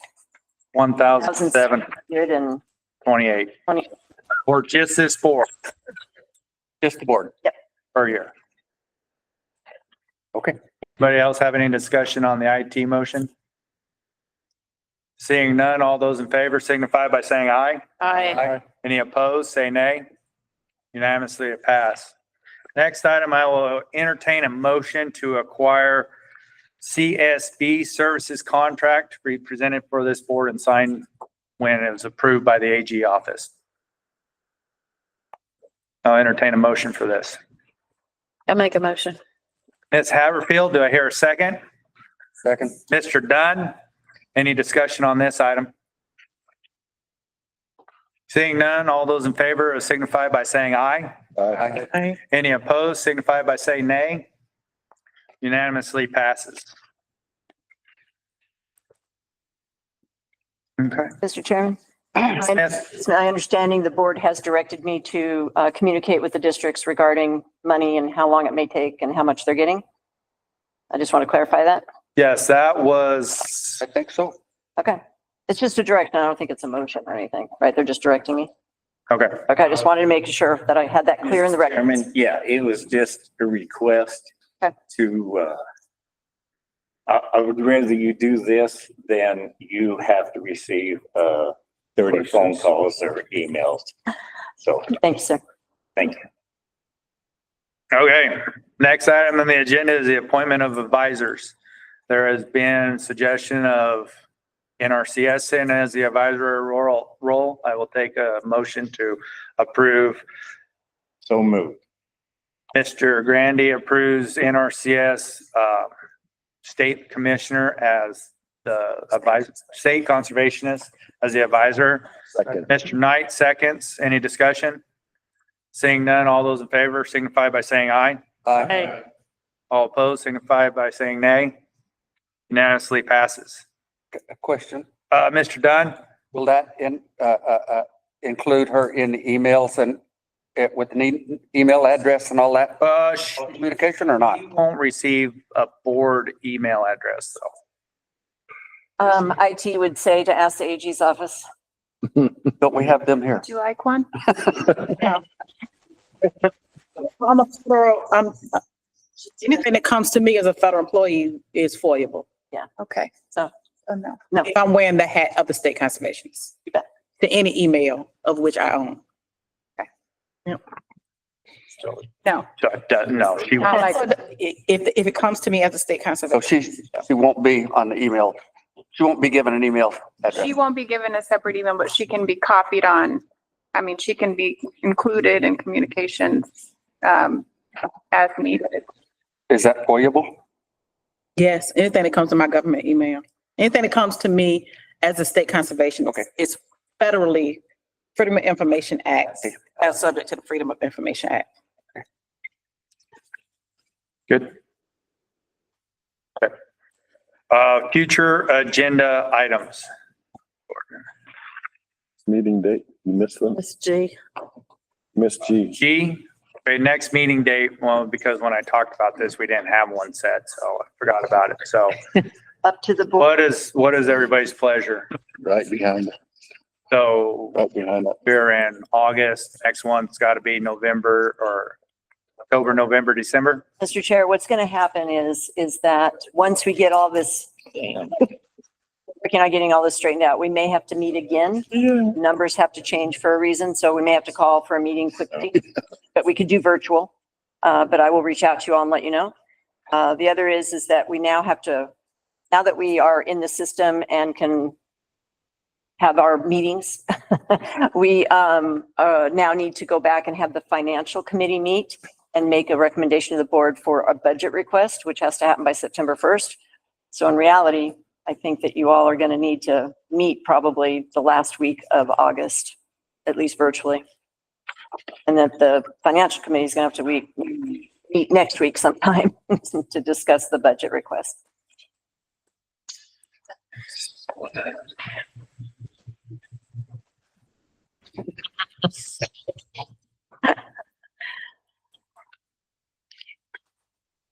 So the week of the 25th, I would suggest either the 25th or the 26th, just so that we have time to pull together the whatever you direct me to do, so that I can then turn to the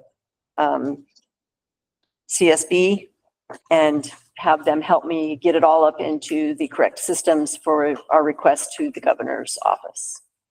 Ms. Smith made the suggestion of Monday, the 25th or Tuesday, the 26th of this month. Anybody have any concerns about a virtual type meeting for that? Either day. Do we have a time works best for anybody? I would prefer Tuesday, just put that on the table. Mondays are always crazy. Okay, Tuesdays after like 1, that where everybody have time to get After everything. 1 will work. Yes, Tim? Do we have any idea of the approximate length of this meeting? Hopefully, it would just be the one item on the agenda, which is to pass the budget request. So hopefully it would be very quick. Yeah, we'll allocate an hour as usual, but hopefully it won't take that long. You were 1 to 2 on Tuesday. 1 to 2 on Tuesday, the 26th. And since everyone that's on the financial committee is here in this room, to save time, the week prior to that, the week of the 18th.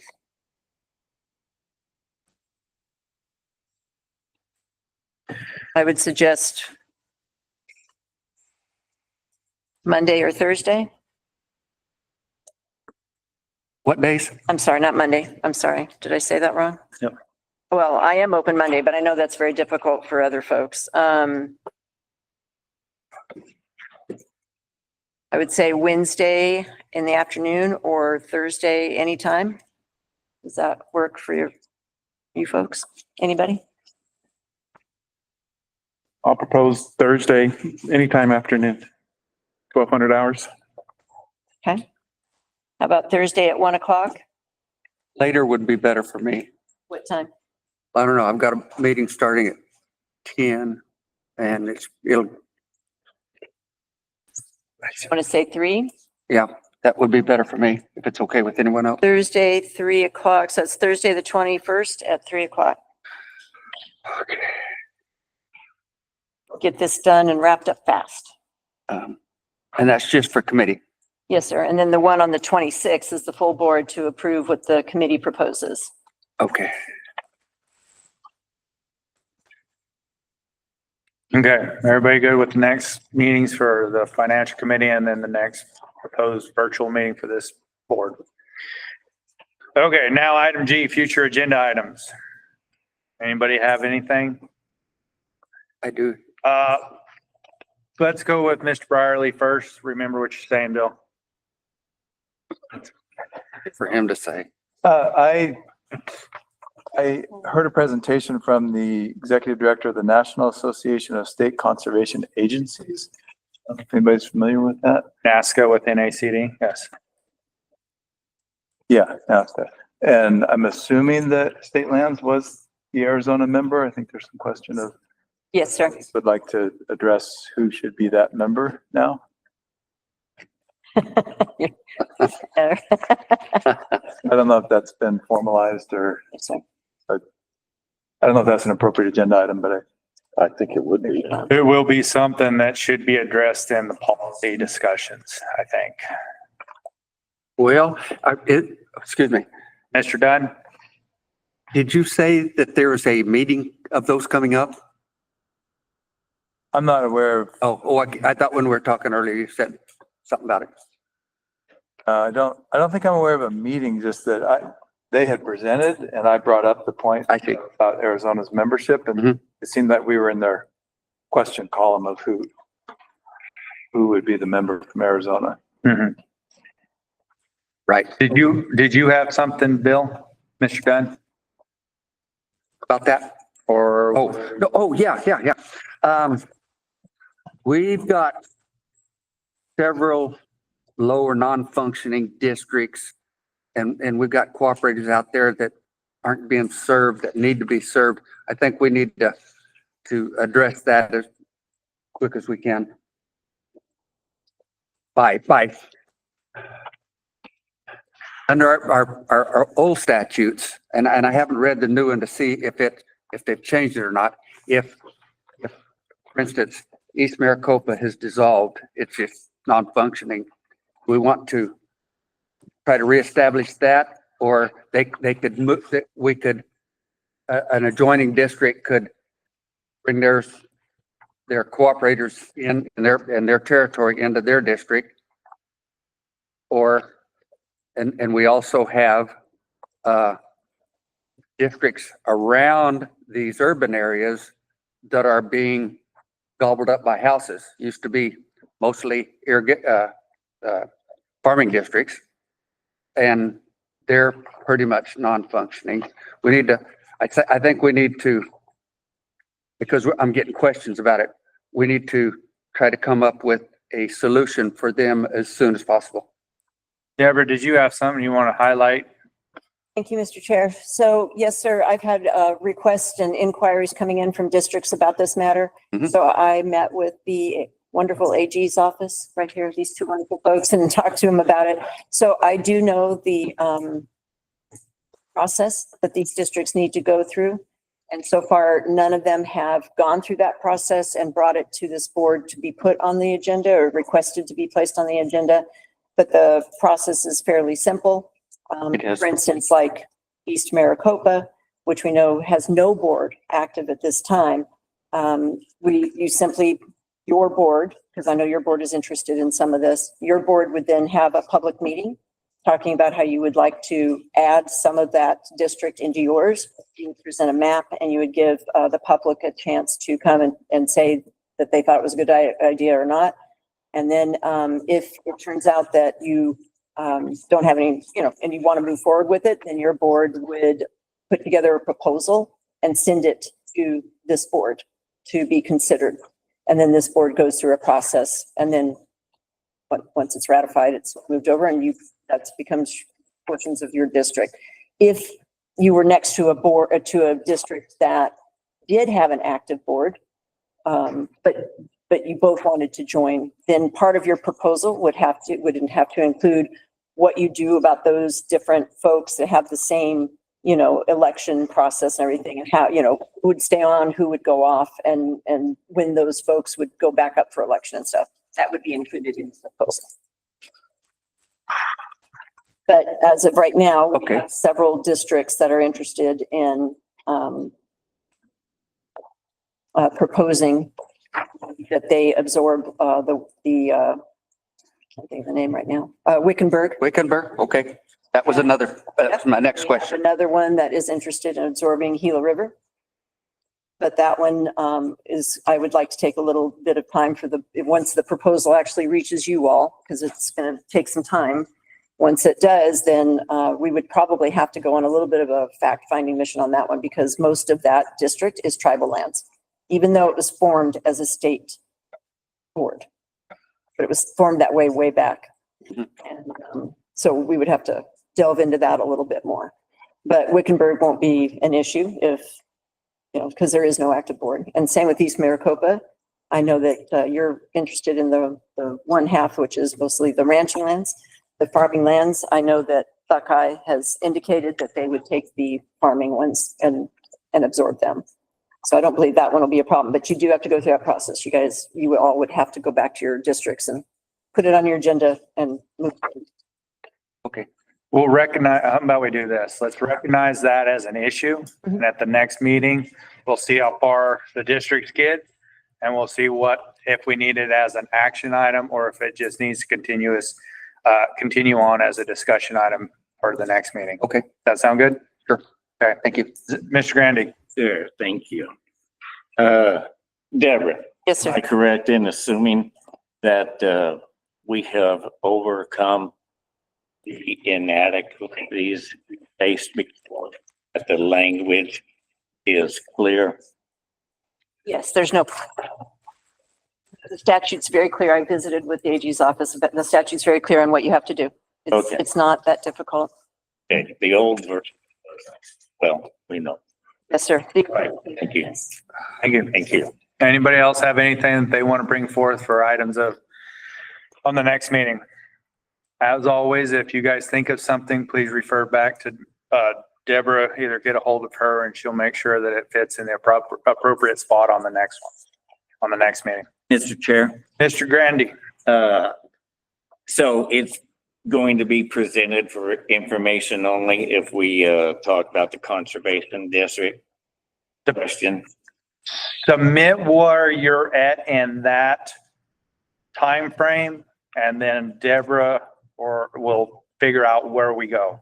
But on this train of thought, this action is like, it sounds like there's going to be several steps of discussion before a board action can be taken. But like I said, on this issue, other issue, so after the meeting is over, talk to Deborah and then she'll figure out how we'll lay it out in the next meeting. Sound good? Yes, sir. Thank you, Mr. Chairman. Okay, thank you. Ms. Tatum? Can I recommend a item? Yes, ma'am, you can. State Technical Advisory Committee. Okay. Now that you have established yourselves as the Natural Resources Conservation Board, now the state entity, if I'm understanding the board correctly, you are now the state entity that has oversight over the conservation districts. This board now has a seat on the State Technical Advisory Committee. And I would need to know who that appointment from your board would be to sit in that seat. Okay, And I don't know if you have to put it on the agenda or. this has to go on the agenda. It'll be a discussion. We can put it on a discussion and action at the next one, but I'll have to just go in front of the next meeting. Mr. Dunn?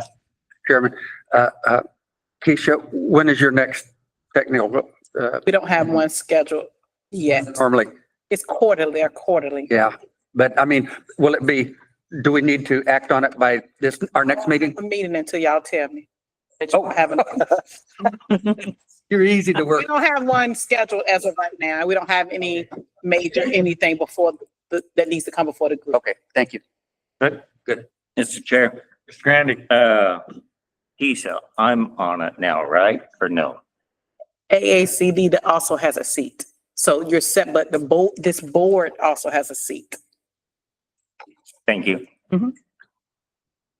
Anybody else? Okay.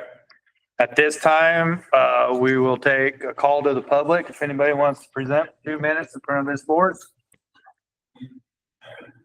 Oh, come on, man. Chris, Mr. Pastel, come up here. Or postal. I work for Bill and Steve doing the clerk's stuff. Winkleman for what, 10 years, 10 and a half, Something like that. something like that. And then with Steven, what, 7 and a half?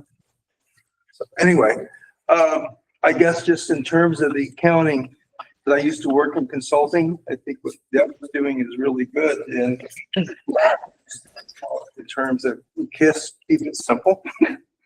And I think probably the one thing I would definitely take a look at doing things quarterly, as long as a district doesn't really need it monthly. I would just, like Tim was saying, keep it simple as far as the work that you're gonna be putting on some of these districts and make sure that they're doing that, you know, in compliance with the statutes there. And then I know from talking to Deb at the last clerks meetings that we had Monday night, it kind of scared me in terms of things that she was saying it's not a line item expense anymore. Things like donations, dues, and scholarships. Is that still? what you're saying? Not dues, Not dues. but scholarships. Scholarships, yeah. Funds are not supposed to And be. so I think one of the things that she needs to do is maybe to put out a little hot list of districts. Hey, you need to know that this is coming. You're thinking about funding something, sending somebody a check. You should probably take a look at that. Then the other thing is like with this accounting is going to be by account, correct? And if you're in a credit union, we've got a share account and then a checking account. So that means we have to have two separate reports then. Is that true? You're going to need to be able to report any funds that the district puts their hands on because it becomes. Well, and it's just a share account. It's just like $5 a month. Okay. I think we could figure out a way for you to stick that into Right. your Well, state account. But even savings, but the other thing too is like with the district funds, like at Winkleman here, we've got grants, we've got some donations, and then also we've got that Sunzia money coming in. Correct. But do you put them all, what bank account does it go into? It's all just in one account right now. In the district account. Yeah, Bill. I know, I'm just saying. And then the one other thing that Deb was saying that because it's all now considered public funds, you can't really make interest on that money, right? Is that true? I'm checking on I'm that. checking. Mr. Chair, Scared me. Mr. Grandy? am I correct in assuming we can't really respond to? The board cannot respond. We'll take everything that you've made consideration under advisement and we'll have our executive director reach out with you on Like I those. said, all of this is just stuff I've learned in the last 2 days. Okay, we'll have we'll have Deborah reach out to you to how to answer your questions. We appreciate you coming up here and talking. Right, and, because I think That is your time. I appreciate it. Okay. Thank you. Bill's scratching my mouth. Anybody else? All right. That concludes all the items on the agenda. We are adjourning the meeting at 3:06. Thank you, everybody. Look forward to the next one. Thank you, Paul. Yeah, that was. Good job. Yeah, I-